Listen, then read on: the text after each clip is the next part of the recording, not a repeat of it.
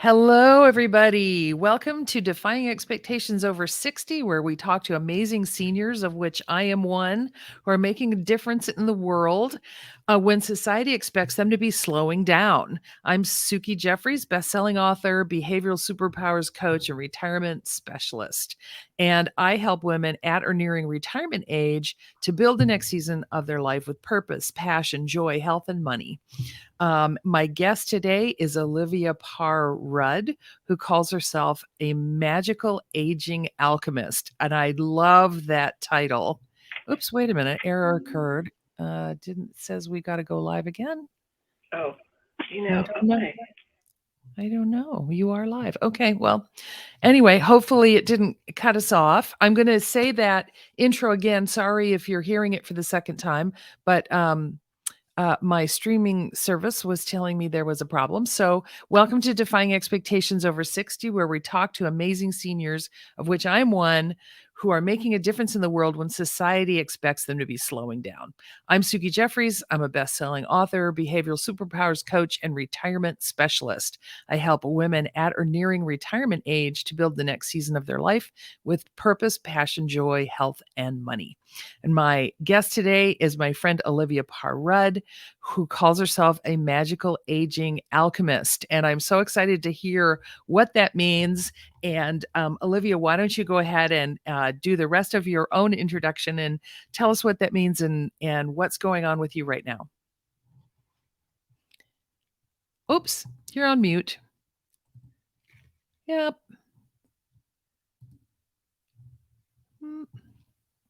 Oh, gotta get the glasses on. There we go. So sorry. Hi everyone. So thank you, Suki, for having me.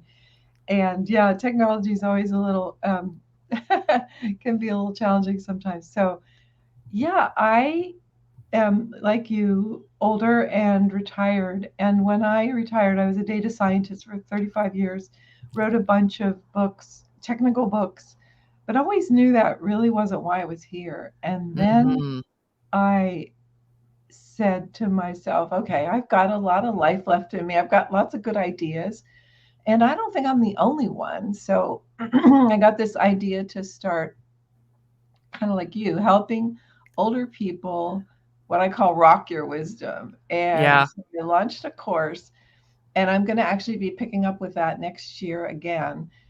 But I started getting a lot of questions about, so how do I stay so young? So I decided that that would really be fun to just interview people and share some of my secrets, which I call magical aging, because I think there's just a lot of things we can do, which is some of it's nutritional, physical, mental, emotional, spiritual, all these ways that we can not only stay young, but maybe even reverse our aging to some extent. Ooh, So that's kind of yeah. how I got here. And Who at our age doesn't want to reverse the aging a little bit?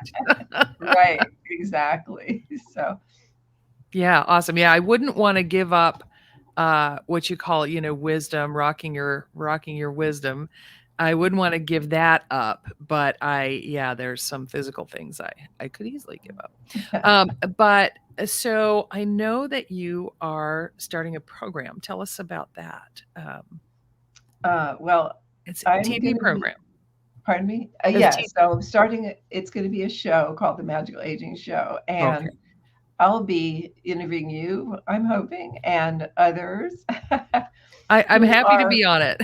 thank you. Yeah. So there's a lot of people Yeah. I'm meeting who are older. I'm working with another group, an 84-year-old gentleman named Bart Bartholomew, who just, he was a rocket scientist, quantum physicist, flew rockets, and but grew up very religious and decided to write a book called Godlight, where he brings together spirituality and science and just really Oh, asks lots of questions to get us thinking about the connections between God and light. And so he's 84 and he inspires me all the time. He feels like, that, so that kind of energy. And there's a lot of us.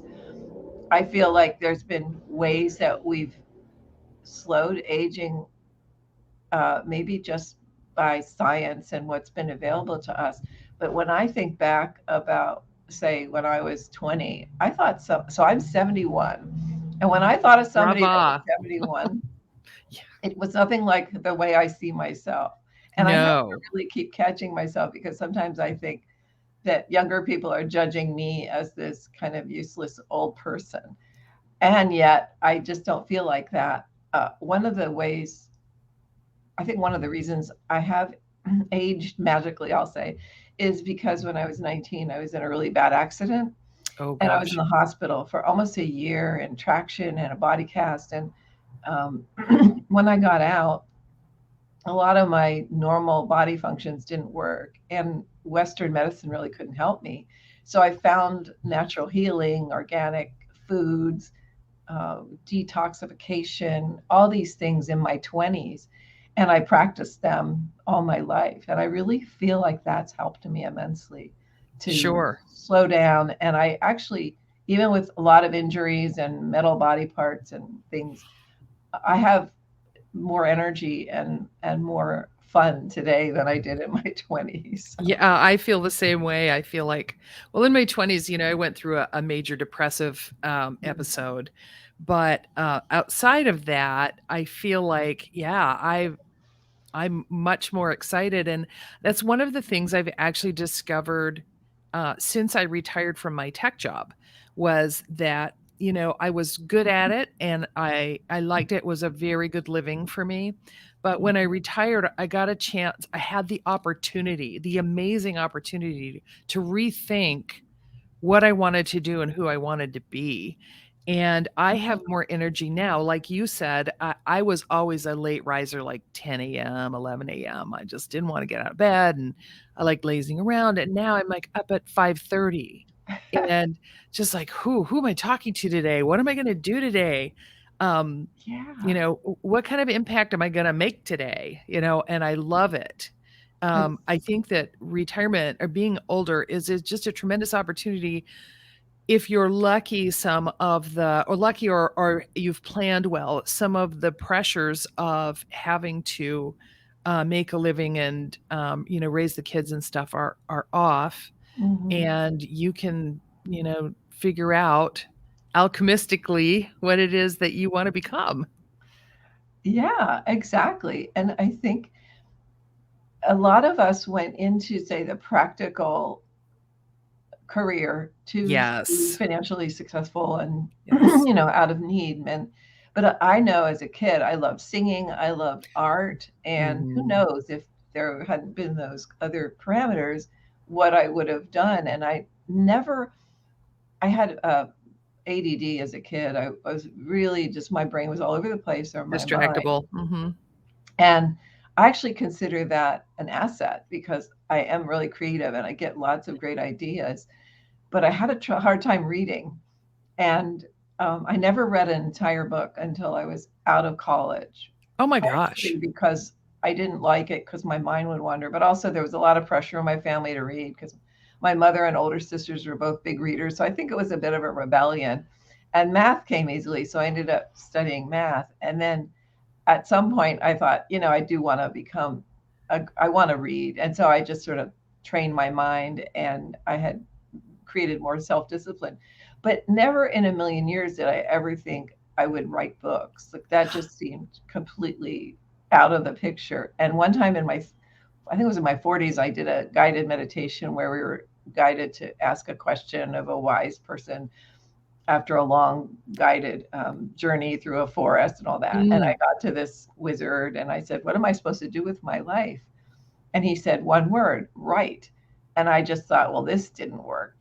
Oh my gosh, yeah, obviously there's a flaw. Yeah, right. He must not have heard the question correctly. But when I did start writing, because in business I had to start writing results from analysis and things, and I got lots of great feedback that I was a very clear writer. And then in Mm, 2001, I wrote my first book, Data Mining Cookbook, which was very early in the field of predictive modeling, and it became a global bestseller. And I awesome. really enjoyed it. And Mm. Wiley published it, and they really didn't have much feedback for the writing. So I went, oh, that wizard was right. And Right. um, yeah, so now I feel like that's a way people, as older as we want to share wisdom, that's one venue, also speaking, or Yes. just doing what we're doing, just having conversation. Yeah. And if we Yeah. don't need to make money and we just want to be of service, there's just so many opportunities. So many Yes. people are hungry for our wisdom with everything going Mm, on the planet. We need wise people to step up and just kind of calm things down and say, oh, things like this have happened before, we'll be fine. Or, things yeah. that maybe we've developed our intuition and we can also guide in that way. Yes, I agree. I think my intuition's definitely more enhanced than it was, years ago. Yeah, I always felt like I was a little intuitive, but now I really feel like I'm in my aging, I'm, getting more intuitive. So, Mhm. tell me about the format of your show. What's that gonna Well, be like? it's I'll be pre-recording. I may start to go live eventually, but I'm going to start out pre-recording, and it'll be on all the podcast outlets and Oh, on great. probably on YouTube, maybe Rumble, Uh-huh. and Rumble. then it'll probably be 30 to 45 minutes where I'll just always want to be interviewing people. I don't necessarily, I may create a course that I'll record for my, just me talking. I'm Mm, planning that on a certain network, but just as the show, I want to learn from others and I want to bring people out that can help all of us yeah, share or rock our wisdom. yeah, And so I'll be probably early October, I'll start publishing those. I'm getting the website ready and all the great. back end things set up. So yeah, I'm excited about that. Very good. That sounds awesome. I love the interview format. You know, when I became a life coach, I decided I was going to be a life coach and then didn't really I had been coached many times, but didn't Mm-hmm. really know what I was doing or felt like I didn't know what I was doing. But what I did know that I could do was interview people and talk to them about their everyday stories of courage and bravery. And that's what I did. As soon as I became a life coach, I started an interview series called Courage Rises, and I really enjoyed it. The conversations are just so interesting, and you know, I like you. I always learn from the people that are on, Mm-hmm. and I love the opportunity to bring them into the limelight to Yeah. share because you know I hate to keep things a secret. If I meet somebody really cool, or then I want all of my friends and my acquaintances to know about them. So Yeah. yeah. Yeah, the interview, format's really good. So what else is going on with you? Tell us about your you know, where do you live and, do you have family and that I kind of thing? do. I live in Southern California, actually in Santa Monica right now. Mm. I'm I from the East Coast, okay. Pennsylvania. Have lived in Colorado, Arizona. I do like it here. There's some things I don't like about it, but the weather and the access to great food all the time at the Mhm. farmers market's unbeatable. Oh my And gosh, it's true. I used to live at National and Overland, which is not far from oh, Santa Monica. absolutely. Yep, know exactly where that is. And I have three kids, and my oldest child sadly is in the hospital. He was um, diagnosed with an infection, and he's recovering. But that's one of the reasons I've had to delay the launch of my show, is because Right. I'm spending a couple of hours every day with him.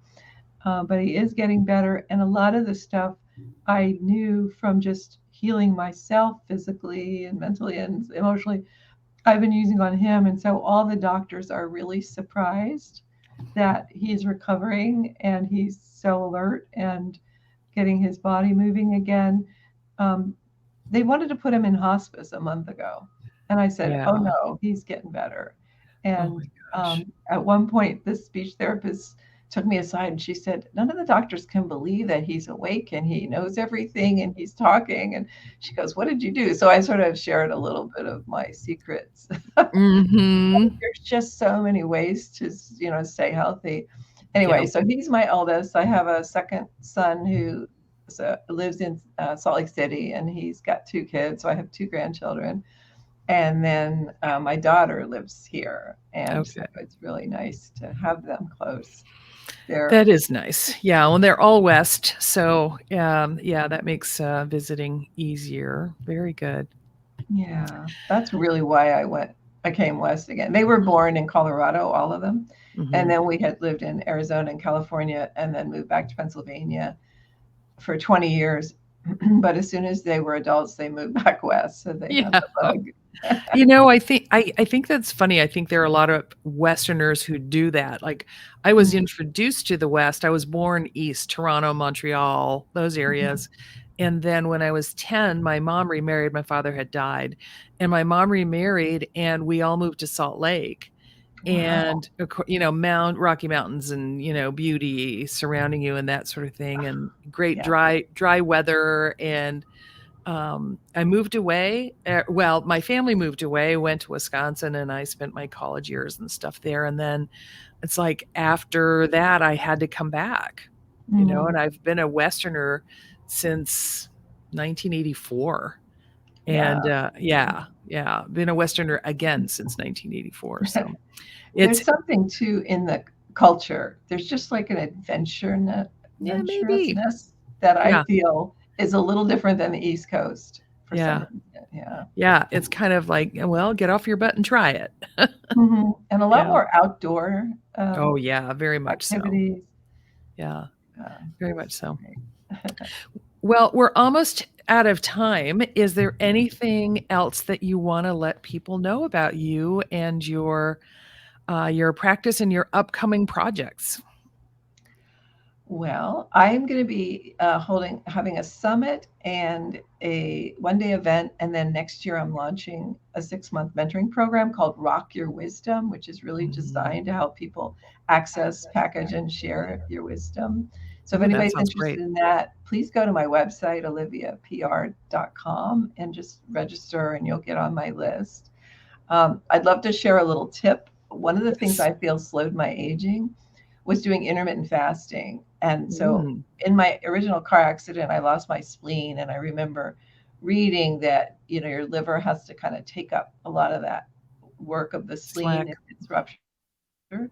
So I was studying Ayurveda and some of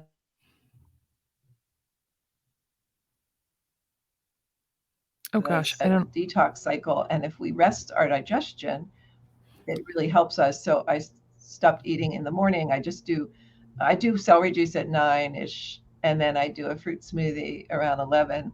But I don't have any real solid food till noon, and then I try to finish by 6. So 18 hours a day, my digestion gets a really good rest, and I actually think that Interesting. slows the aging process as well. So Cool. Well, that's kind thank of you for fun if that people. tip. You're I know welcome. I know a lot of people are talking about intermittent fasting, but I hadn't really heard about having that long of a break from 6 p.m. really till celery Yeah, juice at 9 or whatever. That's a long and time. I've been doing it for 37 years. Oh my gosh. And you don't I have any problem with energy or anything like that? No, I have more actually. Because I one time I did a 10-day fast and I realized towards the end I had more energy than I ever had normally. And I realized that it was my digestion that was making me tired. So Yeah. we probably need a lot less than we eat. Oh yeah, for sure. Yeah, I know I do. Well, anyway, Me so too. Olivia, thank you, the magical aging alchemist. I've Yeah. It's been a delight to have you on. I call it my show. Thank you. Perfect. Defying expectations over 60. You're certainly doing that, and I look forward to your program. I'd love to be a guest if you'll have me, and we'll go from there. Yes, absolutely. My Thanks, Olivia. pleasure. Thank you.